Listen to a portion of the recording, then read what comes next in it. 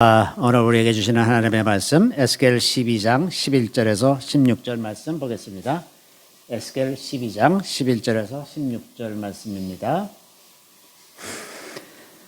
자, 우리 다 같이 읽겠습니다. 또 말하기를 나는 너희 징조라. 내가 행한 대로 그들도 포로로 사로잡혀 가리라. 무리가 성벽을 뚫고 행장을 그리로 가지고 나가고 그 중에 왕은 어두울 때에 어깨에 행장을 메고 나가며 눈으로 땅을 보지 아니하려고 자기 얼굴을 가리리라 하라.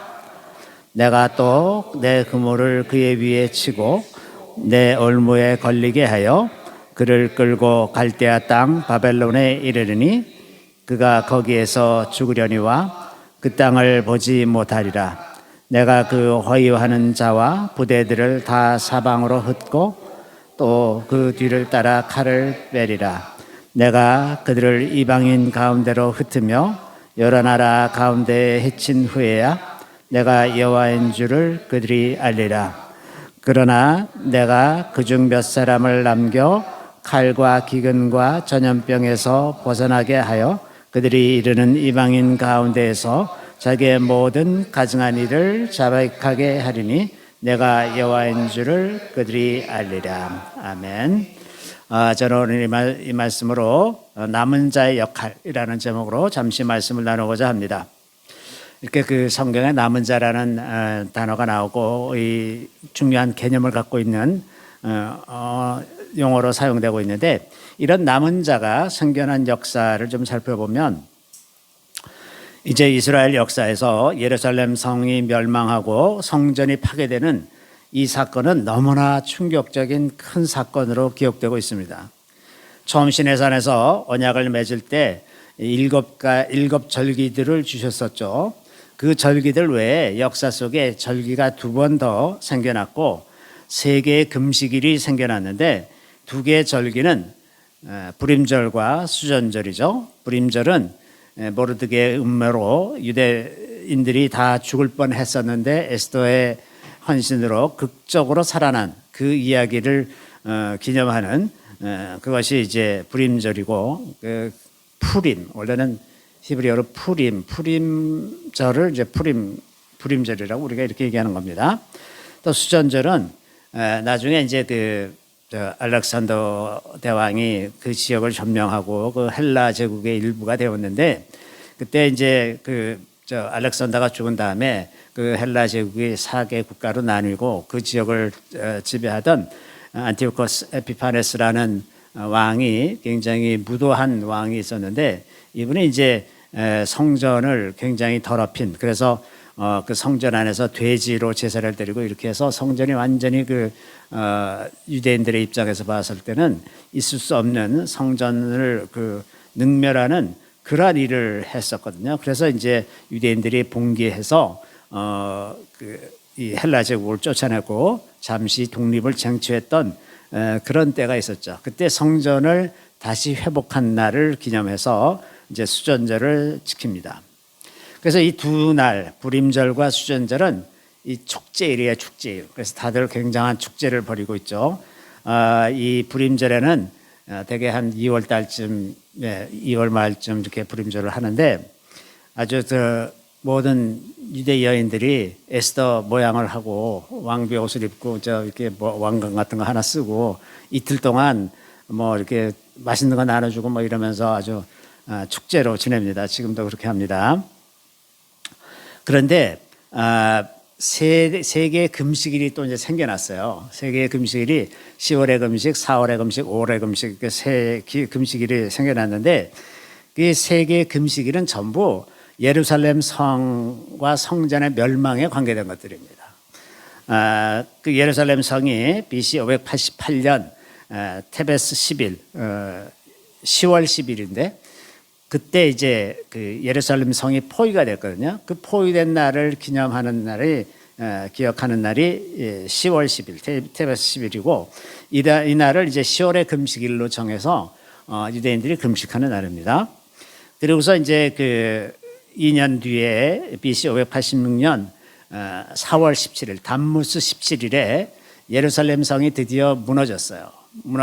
이 날을 기억하느라고 이날을 이제 4월의 금식일로 지키고 있습니다. 4월에 금식이 생기고 10월에 금식 생기고 4월에 금식 생기고 그다음에 이제 성전이 완전히 파괴됐어요. 그 한 달 후에 아부월 9일에 성전이 완전히 파괴된 이날을 기념해서 5월의 금식을 하는데 이날이 아부월 9일인데 이날 그 솔로몬 성전이 파괴된 것을 기념할 뿐만 아니라 그 이후에 헤롯 성전이 AD 70년에 다시 파괴됐잖아요. 로마 당국에 의해서 파괴됐는데 그때 파괴된 날이 또 똑같이 아부월 9일이었습니다. 그래서 이 아부월 9일은 유대인들에게 지금도 가장 큰 슬픔의 날이에요. 그 성전이 2번이나 파괴됐던 날, 이 아부월 9일이라고 합니다. 또 유대 전승에 의하면 그 가나안 땅을 정탐하던 12탐정이 돌아와서 잘못된 보고를 해서 이제 그 땅에 제대로 들어가지 못하게 된 그 날이 아부월 9월이라고 합니다. 그래서 이스라엘의 역사 속에서는 아부월 9일이 누적적으로 그 슬프고 비통한 일이 일어났던 일들이에요. 그래서 그날을 기념하는 것이 이제 아부월 9일이죠. 그래서 이제 사실 유대 백성들은 예루살렘이 영원히 멸망하지 않을 것이라는 영원할 것이라는 믿음이 있었어요. 당대 사람들은 하나님이 거하시는 처소인 예루살렘 성전이 무너지면 하나님이 망하는 줄 알았단 말이죠. 또 하나님께서 다윗에게 영원한 왕위를 주시겠다고 약속을 하셨잖아요. 내 왕위가 영원할 것이다. 그러면 망하면 안 되지. 영원한 나라가 어떻게 망할 수가 있나 말이죠. 그러니까 이런 생각이 이스라엘 백성들의 그 마음을 사로잡고 있었기 때문에 선지자들을 통해서 하나님께서 우상 숭배와 악행을 아무리 경고를 많이 해도 사람들이 그것에 별로 관심이 없었어요. 사람들은 누구나 다 듣고 싶은 것을 듣고 믿고 싶은 것을 믿는 경향이 있기 때문에 그런 그 선지자들의 부정적인 경고는 귀에 들어오질 않는 거죠. 그렇기 때문에 막상 예루살렘이 무너지고 성전이 무너지고 또 거기에 있던 모든 거룩한 기구들이 다 바벨론으로 이제 증발돼서 옮겨지게 될 때 그때 유대인들이 받았을 충격은 이루 말할 수가 없는 것입니다. 자기가 평생 살아오던 그 믿음의 세계가 그 하나님에 대한 신앙이 이제 완전히 다 무너지는 거잖아요. 이제 완전히 다 무너지는 그 충격을 받게 된 거죠. 그런 충격이 있었음에도 불구하고 복음이 그들을 통해서 계속해서 흘러내려와서 마침내 예수께서 오시고 그 예수 그리스도의 복음이 우리에게까지 온 것은 참 기적 같은 일이 아닐 수가 없습니다. 예루살렘 성이 무너지고 성전이 파괴되고 시드기야 왕과 모든 유력한 자들이 다 포로로 잡혀가고 포로로 잡아갈 만한 가치가 없는 사람들은 안 데려갔어요. 노인네들, 어린이들, 아주 병약한 사람들, 이런 사람들은 그냥 먹을 것도 없이 다 이제 버려진 상태가 됐단 말이죠. 그래서 이제 힘없는 노인들과 어린아이들이 먹을 것도 없고 마실 것도 없고 그런 속에서 아이들은 이제 배고파서 목 놓아 울고 아파서 울고 울부짖는데 아무도 도와줄 사람도 없고 노인네들도 힘도 없고 먹을 것도 없고 오랫동안 굶고 이랬으니까 그것을 쳐다보는 이 예레미야는 이게 참 기가 막힌 거예요. 자기가 비록 예루살렘이 멸망할 것이라는 예언을 많이 하고 바벨론에 항복하라고 그렇게 많이 권하기는 했지만 막상 그런 광경이 펼쳐졌을 때 얼마나 기가 막혔을지 상상도 되지 않습니다. 이런 기가 막힌 절망과 슬픔 속에서 예레미야 애가를 보면 이렇게 이야기를 하죠. 내 눈이 눈물에 상하며 내 창자가 끊어지며 내 간이 땅에 쏟아졌으니 이는 딸 내 백성이 패망하여 어린 자녀와 젖 먹는 아이들이 성읍 길거리에서 기절함이로다. 아이들이 굶주려서 마실 것이 없어서 외치고 울다가 그냥 혼절해서 쓰러져 버리고 만 거예요. 이런 상황을 보고 있는 예레미야에게 얼마나 기가 막힌 일이었겠습니까?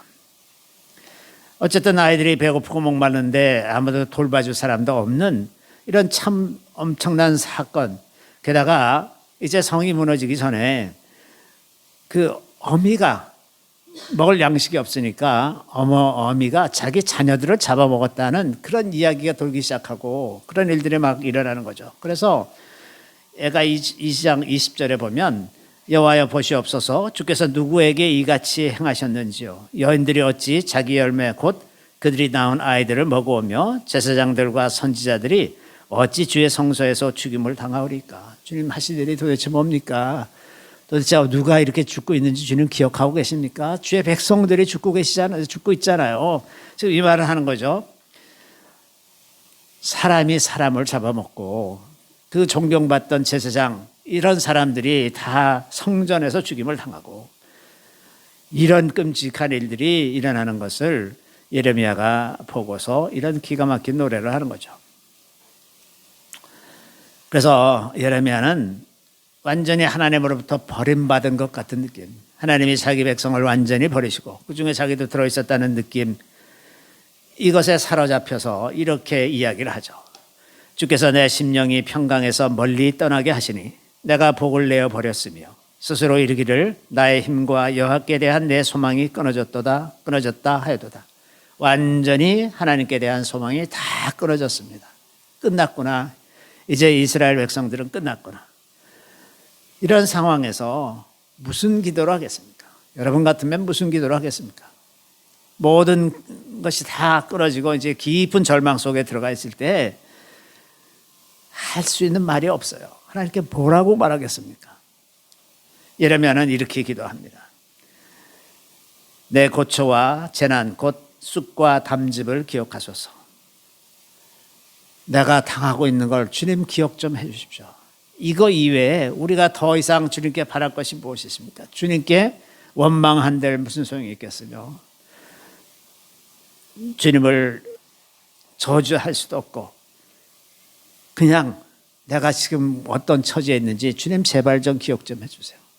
주님, 내가 주님의 백성이면 내가 이 처지에 있는 걸 주님 아시고 나를 좀 어떻게 좀 해주세요.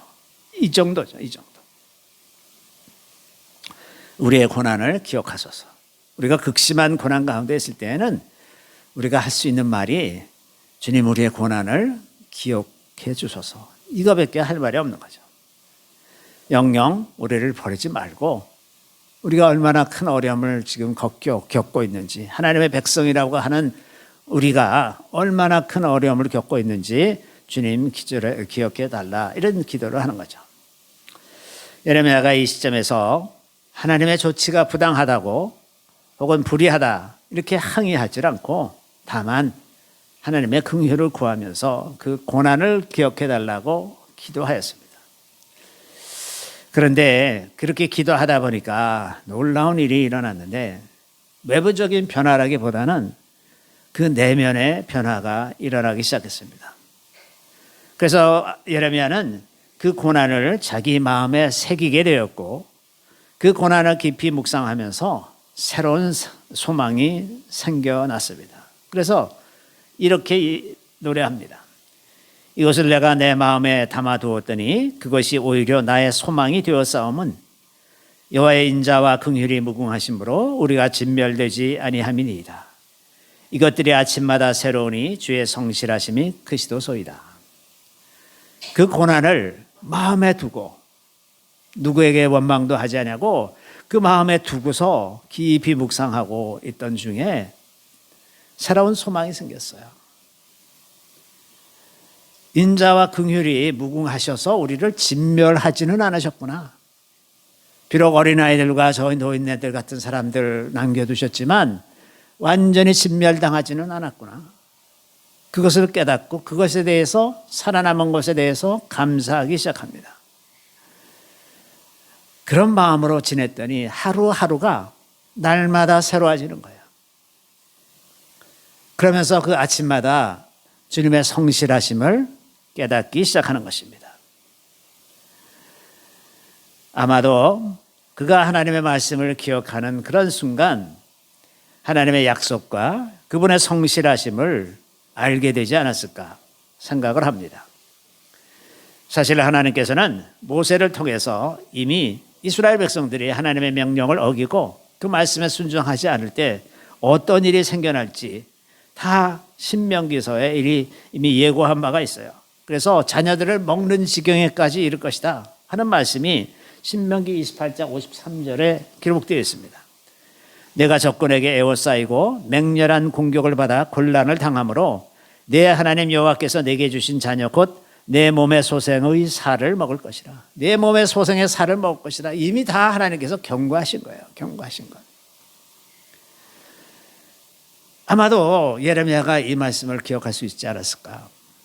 그러고서 하나님이 그 말씀대로 성실하게 자기 뜻을 이루시는 분이시구나. 그 말씀대로 성실한 그분께서 그 성실한 그 말씀대로 이루어 가시는 분이라는 것을 깨달았을 것입니다. 그래서 밤이 되고 슬픔 속에서 잠들던 하루였다가 아침에 일어나면 새로운 소망이 생겨나고 새로 눈을 떠서 새 힘으로 새 소망으로 살게 되는 것을 깨닫게 되는 거죠.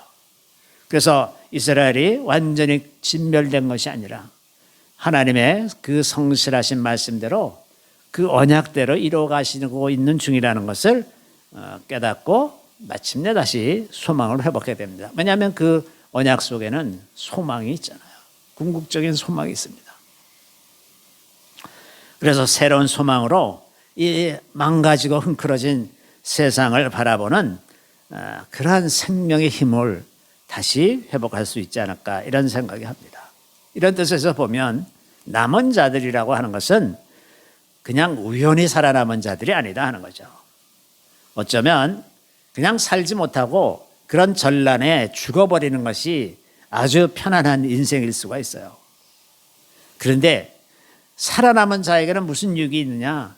이 끈질긴 소망, 없어지지 않는 소망, 하나님의 신실하심, 이런 것을 알 수 있는 기회가 있었어요. 죽은 자들은 그런 거 몰라. 그렇게 절실하지가 않아. 그러나 산자는 그 고통 가운데 살아남음으로 말미암아 하나님이 얼마나 성실하시고 그 소망이라고 하는 것, 하나님께서 주신 소망이 얼마나 끈질긴지 우리를 놓치지 않고 있다는 것을 기억하게 되는 것입니다. 그렇기 때문에 살아남았다고 하는 것이 더 특별히 의로운 것도 아니고 뭐 똑똑하거나 지혜와 지식이 많은 것도 아니고 돈이 많았던 것도 아니다. 다만 하나님께서 그들을 통해서 하시고자 하는 일들을 나타내기 위해서 남겨두셨다고 하는 것입니다. 이때 남은 자들은 그 여러 부류의 사람들이었었어요. 사실은 이 예루살렘이 완전히 멸망하기 전에 벌써 11년 전에 이제 또 한번 잡혀갔었고 BC 605년에도 한번 포로로 잡혀갔었고 그래서 많은 사람들이 이미 바벨론의 포로로 잡혀가 있었어요. 그때 예레미야가 아직 예루살렘이 멸망하기 전에 그 바벨론에 잡혀가서 살아가고 있는 사람들에게 편지를 보냈습니다. 하나님께서 그 계획에 따라서 편지를 보냈는데 이런 편지를 보냅니다. 만군의 여호와 이스라엘의 하나님께서 예루살렘에서 바벨론으로 사로잡혀가게 한 모든 포로에게 이와 같이 말씀하시니라. 너희는 집을 짓고 거기에 살며 텃밭을 만들고 그 열매를 먹으라. 아내를 맞이하여 자녀를 낳으며 너희 아들이 아내를 맞이하며 너희 딸이 남편을 맞아 그들로 자녀를 낳게 하여 너희가 거기에서 번성하고 줄어들지 아니하게 하라. 너희는 내가 사로잡혀 가게 한 그 성읍의 평안을 구하고 그를 위하여 여호와께 기도하라. 이는 그 성읍이 평안함으로 너희도 평안할 것입니다. 자, 이제 포로로 잡혀가서 적국의 노예로 살고 있는데 예레미야가 하는 얘기가 너희는 거기 가서 정착하고 자녀를 낳고 또 자녀들도 결혼해서 또 자녀를 낳게 하고 번성하게 하라. 자, 그러니 거기 사는 사람들, 그 민족주의적인 생각으로 가득 차 있던 사람들의 입장에서 보면 이 예레미야는 이런 배신자가 없어요. 적국의 그 녹을 먹으면서 살아있으라. 거기서 노예 생활하면서 지금 살아있고 번성하라 하고 그런 얘기를 하고 그 성읍의 평안을 구하라. 아니 지금 바벨론이 망하기를 기다리고 있는데 바벨론의 평안을 구하라 말이죠. 이렇게 기도하라고 얘기하고 그러니까 이 포로 잡혀왔던 느헬람 사람 스마야라고 하는 이 사람이 예루살렘에서 그 제사장 노릇을 하고 있던 마아세야의 아들 스바냐를 비롯한 모든 제사장들에게 편지를 보내서 이렇게 얘기합니다. 야, 너희들은 녹을 먹으면서 제사장 노릇을 하고 있는데 이런 예레미야 같은 사람을 옥에 가두라고 있는 것이지 너희들은 왜 그런 일도 안 하고 이 예레미야가 이런 편지를 보내는 이런 망동을 그냥 내버려 두고 있느냐 이러면서 이제 다그치는 이야기 편지를 보냅니다. 하나님께서 포로로 잡혀간 유대인들이 이렇게 살도록 편지를 쓴 그런 이유는 더 깊은 뜻이 있어서입니다. 그 뜻은 이스라엘이 하나님의 언약 백성이라는 겁니다. 그들이 비록 포로로 잡혀가서 노예로 살고 있지만 언약 백성이고 그 징계는 언약에 따른 것이라는 것입니다. 그래서 언약을 순전한 마음으로 지키고자 하는 백성이라면 그리고 계속해서 언약 안에 남아있고자 하는 백성이라면 징계도 받는 것이에요. 왜냐하면 언약 안에 징계도 있기 때문에. 언약 안에 복도 있을 뿐만 아니라 징계도 있어요. 그러니까 언약을 지키는 사람이라면 당연히 그 언약에 따라서 징계도 순순히 받아야 되는 거예요. 징계를 순순히 받아야 진정한 언약 백성이라고 말할 수가 있습니다. 복 받을 때는 좋아하다가 징계를 받을 때 그거 싫어 나는 그건 안 해. 이러면 언약 백성이 아닌 거죠. 그래서 언약 안에 징계와 복이 같이 있다고 하는 이 개념이 중요한 거죠. 당연히 징계도 존중해야 하는 것입니다. 그래서 하나님께서 유대인들에게 거기서 뿌리를 내리고 번성하라고 말씀하신 것은 징계를 순순히 받아라 하는 뜻입니다. 순순한 마음으로 받는 이 태도가 언약 백성에게 요구되는 태도이죠. 그래서 예레미야가 그 포로로 잡혀간 사람들에게 쓴 편지, 이 편지의 말미에 뭐라고 약속의 말씀을 하시냐면 여호와께서 이와 같이 말씀하시니라 바벨론에서 70년이 차면 내가 너희를 돌보고 나의 선한 말을 너에게 성취하여 너희를 이곳으로 돌아오게 하리라. 70년이 지나면 돌아오게 하겠다. 그러니까 그 사이에 맨날 반역할 생각하고 어떡하지 도망갈 생각하고 바벨론이 무너지기를 바라는 생각만 하고 살 것이 아니라 거기서 번성하고 자리 잡고 그러다가 내가 너희들을 풀어줄 때 그때 다시 이 고국으로 돌아오게 될 거다. 이 말씀하시는 거죠. 이러보면 살아남은 자가 다 남은 자가 아니라 하나님을 경외하고 그의 언약을 존중하고 그 말씀대로 살려고 하는 자들이 남은 자들이었다는 것을 알 수가 있습니다. 한편 바벨론 왕 느부갓네살이 이제 예루살렘을 다 정복하고 그 땅 유대 지방의 모든 성읍들을 정복하고 난 다음에 그다랴라고 하는 사람을 유대 성읍을 관할하는 총독으로 세웠어요. 그리고 이제 그 남겨진 유대인들을 통치하도록 했습니다. 물론 그 사람과 함께 이 바벨론의 군인들을 이제 붙여두었겠죠. 그런데 남겨진 자들 중에서는 가레야의 아들 요하난이라는 사람이 있었는데 그는 암몬 자손의 왕 바알리스가 이 총독 그다랴 바벨론이 총독으로 삼아놓은 그 그다랴를 죽이려고 그 이스마엘이라고 하는 왕족 그 아마 시드기야 왕하고 뭐 먼 친척여쯤 됐겠죠. 왕족이었던 이스마엘을 이 암몬 자손의 왕 바알리스가 이제 파견을 했어요. 그달랴를 죽이려고. 이제 그 정보를 이 요하난이라고 하는 사람이 그달랴 총독으로 삼은 그달랴에게 가서 얘기를 했어요. 그 사람이 지금 당신을 죽이려고 아마 올 것이다. 근데 당신이 동의하면 내가 미리 가서 그 사람을 죽이겠다. 그 이스마엘을 죽이겠다. 이렇게 얘기하니까 그달랴가 믿질 않아요. 네 말은 그런 일은 일어나지 않는다. 그럴 리가 없다. 이러면서 이제 그 말을 안 믿었어요. 그랬더니 며칠 있다가 실제로 이스마엘이 한 10명을 데리고 와가지고 그달랴를 죽였습니다. 그리고 같이 있는 유대인들을 다 죽였어요. 근데 며칠 동안 이제 죽인 사실을 아무도 모르고 있었는데 요하난이 이 소식을 듣게 됐죠. 그래서 그 요하난이 이제 자기 그 회 군인들을 모아가지고 이스마엘을 죽이기 위해서 이제 갔어요. 근데 이 소식을 듣고서 이스마엘 휘하에 숨어 있었던 유대인들이 다 이제 요하난 쪽으로 다시 돌아갔단 말이죠. 그랬더니 이제 이스마엘이 다 사람들을 다 뺏기고 나니까 암몬 자손의 땅으로 이스마엘은 가버렸습니다. 자, 그러고 나니까 이제 요하난이 생각하기에 아주 곤경에 처했어요. 자, 그달의 아래를 죽였어요. 총독을 죽였단 말입니다. 그리고 총독과 함께 있던 그 갈대아인 바벨론의 군인들도 다 죽였어요. 그리고 유대인들도 많이 죽였어요.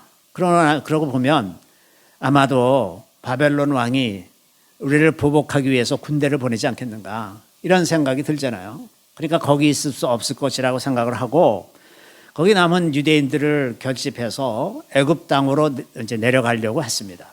그런데 그때 마침 그 무리 중에 예레미야가 있었어요. 그래서 그것을 알고서 이제 예레미야에 가서 하나님의 뜻이 무엇인지 여쭤보야 되겠다 생각을 하고 예레미야에게 부탁을 합니다. 그러면서 뭐라고 얘기하냐면 자기들의 생각에 좋건 아니건 무조건 순종하겠습니다. 이렇게 얘기하고 예레미야에 가서 주님의 뜻을 물어봐 주십시오. 이렇게 얘기했어요.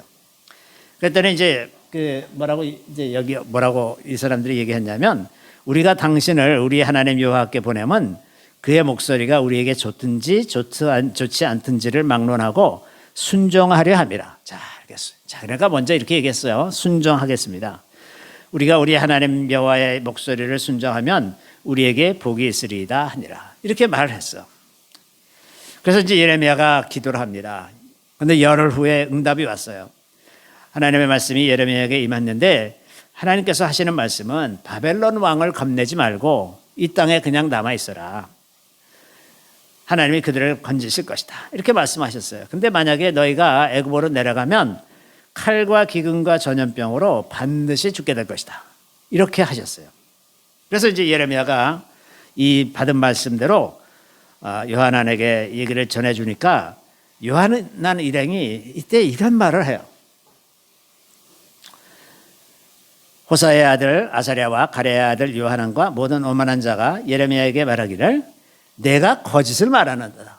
열흘 전에 했던 얘기와는 전혀 다른 내가 거짓을 말하는도다. 우리 하나님 여호와께서 너희는 애굽에서 살려고 그리로 가지 말라고 너를 보내어 말하게 하지 아니하셨느니라. 너한테 그런 말 하신 적이 없어. 하나님은 너한테 그런 말을 하신 적이 없어. 그러고서 예레미야까지 포함해서 강제로 다 끌고서 애굽으로 내려갔습니다. 예레미야는 다시 멸망당하기 전에 다시 가나안 땅으로 왔어요. 도중에 다시 돌아왔어요. 자, 이런 사람들도 살아남은 사람들이지만 남은 자가 아니에요. 생명은 유지했지만 남은 자가 아닙니다. 결국은 순종하지 않는 자들이었어요. 자, 이러보건대 남은 자라고 하는 사람들은 언약의 완성을 목도하고 증거하기 위해서 하나님께서 남겨두신 사람입니다. 이들이 언약의 완성을 목도하고 증거할 목적을 가지고 있었기 때문에 이들을 가르쳐서 성경은 거룩한 씨라고 표현합니다. 이사야 6장 13절에 보면 그 중에 10분의 1이 아직 남아있을지라도 이것도 황폐하게 될 것이나 밤나무와 상수리나무가 뱀을 당하여도 그 그루터기는 남아있는 것 같이 거룩한 씨가 이 땅에 그루터기니라. 살아남아서 그 모든 고초를 겪고 그 환난을 다 목도하고 그리고 살아남아서 하나님의 신실하심과 언약을 증거하는 사람, 이 사람들이 남은 자들이라고 하는 것입니다. 그래서 언약 밖의 백성들이 볼 때에는 참으로 초라하고 볼품없어도 언약의 증거자들이기 때문에 이들은 참 귀한 사람들입니다. 스바냐 3장 13절에 보면 이스라엘의 남은 자는 악을 행하지 아니하며 거짓을 말하지 아니하며 입에 거짓된 혀가 없으며 먹고 누울지라도 그들을 두렵게 할 자가 없으리라. 악을 행하지 아니하며 거짓을 말하지 아니하며 입에 거짓된 혀가 없으며 누울지라도 그들을 두렵게 할 자가 없으리라. 왜? 이 사람들은 남은 자들은 있는 그대로 얘기하는 사람들입니다. 있는 그대로 얘기하는 사람들이죠. 이들은 온갖 수치와 모멸을 무릅쓰고 겨우 살아남은 것 같이 살아남아서 아래로 뿌리를 내리고 위로 열매를 맺는 자들입니다. 이사야 37장 31, 32절에 보면 유다 족속 중에 피하여 남은 자는 다시 아래로 뿌리를 받고 위로 열매를 맺으리니 이는 남은 자가 예루살렘에서 나오며 피하는 자가 시온산에서 나올 것입니다. 만군의 여호와의 열심히 이를 이루시리라. 자, 이들의 출신이 예루살렘이고 그 뿌리는 여호와 하나님이시라고 하는 겁니다. 남들이 보기에 보잘것없어 보여도 이들은 하나님께서 자신을 증거하게 하기 위해서 택하신 사람들입니다. 하나님의 열심으로 이것을 이루어 주실 것입니다. 이런 증인들이 피어나게 하고 하나님의 열심으로 이 증인들이 세워지게 될 것이라고 하는 겁니다. 그래서 이 남은 자들은 자기도 모르는 사이에 언약의 증인으로 세워지고 견고하게 되는 것입니다. 남은 자들이 언약의 증인이 되는 것은 그들이 처한 모든 곳에서 그들과 그들의 조상들이 한 일을 낱낱이 증거하게 됨으로써 확실한 증인이 되는 것입니다. 에스겔 12장 16절 오늘 본문 말씀에 보면 그들이 이르는 이방인 가운데에서 자기의 모든 가증한 일을 자백하게 하리니 내가 여호와인 줄 그들이 알리라. 다 왜 우리를 흩어서 여기저기 살게 했느냐? 하나님께서 하신 일을 낱낱이 증거하게 하기 위해서 하는 것입니다. 자기네가 한 일을 낱낱이 증거하게 하기 위해서입니다. 그래서 남은 자들은 자기 세대뿐만 아니라 자기 앞 세대들의 죄를 자백하는 사람들입니다. 이들은 하나님과 맺은 언약의 증인들로 자신의 죄와 조상들의 죄를 자백할 사람들이라고 하는 겁니다. 이런 의미에서 볼 때 남은 자들이라고 하는 것은 단지 자기들만을 위해 존재하는 자들이 아니라 이들의 부르심은 증언하는 데 있습니다. 증언입니다. 그들의 죄와 조상들의 죄를 그리고 하나님의 회복을 증거하는 핵심적인 임무가 있습니다. 그래서 남은 자를 불러내는 일은 오직 하나님만이 하실 수 있는 일이 되는 거죠. 하나님은 그 때를 기다리고 계시고 그 일을 미리 알려주고 계시고 반드시 그 약속을 이루실 것입니다. 남은 자들을 통해 하나님을 증거하게 하기 위해서 하나님은 놀라운 복을 약속하고 계십니다. 하나님은 남은 자들에게 영광이 될 것이고 그들은 기쁨과 즐거움을 회복할 것이다. 이사야 28장 5절을 보면 그날의 만군의 여호와께서 자기 백성의 남은 자에게 영화로운 면류관이 되시며 아름다운 화관이 되실 것이라. 남은 자에게 영화로운 면류관이 되어주신다는 약속이 있습니다. 또 겸손한 자에게 여호와로 말미암아 기쁨이 더하겠고 사람 중 가난한 자가 이스라엘의 거룩하신 이로 말미암아 즐거워하리니 기쁨과 즐거움이 약속되어 있습니다. 이 약속이 남은 자에게 주신 약속입니다. 그래서 다시는 수치가 없고 모든 이들이 하나님을 경외하게 되는 날이 이제 가까이 오고 있습니다. 남은 자 된 우리가 충성된 증인이 되기 위해서 정직한 마음과 겸손한 마음으로 우리와 우리 조상들의 죄를 회개하면서 하나님 앞에서 우리가 이해한 대로 정직하고 겸손하게 하나님을 증거하는 것, 이것이 남은 자들에게 주신 사명입니다. 있는 그대로 우리가 아는 대로 그대로 정직하게 증거하는 것, 그러한 정직한 증거를 하는 우리 모두가 다 되도록 기도했으면 좋겠습니다. 잠시 기도하겠습니다. 주께서 남은 자들을 세우시고 그들을 통해서 주께서 하시는 일들과 조상들과 이 세대가 한 일들을 낱낱이 증거하게 하시는 것을 주님 감사드리옵나이다. 그리함으로 그 신실하신 언약을 이루어 주시고 그 언약 속에서 하나님은 영원히 성실하신 것을 우리가 기억하고 알게 하시는 것을 감사드리옵나이다. 성실하신 주님을 닮아서 우리도 성실하고 정직하고 겸손한 증거자로 이 땅에서 남은 자의 역할을 잘 감당하는 저희들이 다 되게 하여 주시기를 우리 구주 예수 그리스도의 이름으로 감사하며 기도드리옵나이다. 아멘.